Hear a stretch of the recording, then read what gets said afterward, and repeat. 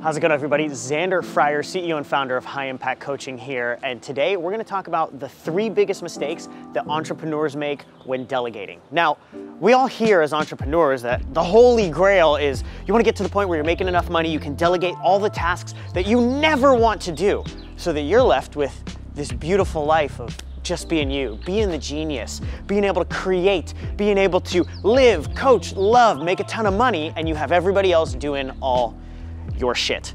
Well, let's dig into the 3 mistakes that everybody makes trying to get to that life. Number 1, the first mistake that everybody makes is they actually don't delegate. You just don't do it. You never get to the point where you actually start to give up the things that you need to give up. The reason that most entrepreneurs do this is because they don't think that anybody else can do it as well as they can. But the reality is there's somebody else out there that can do the things that you don't want to do better than you, and they actually enjoy it. So step number 1, make the decision to delegate. Step number 2, actually, hold on. What was step number 2?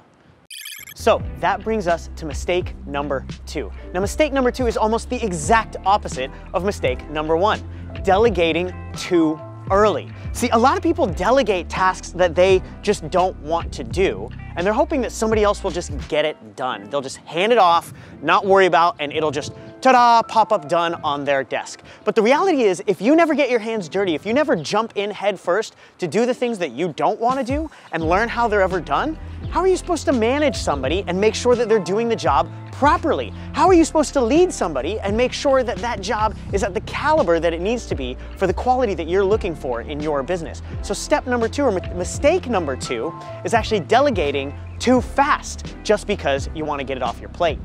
And mistake number 3 is thinking that once you delegate, your job is done. It's not like you just hand the task, hand the work over to somebody else, and all of a sudden everything's good to go. You still have to make sure that they get coached, they get feedback, and they're constantly getting better.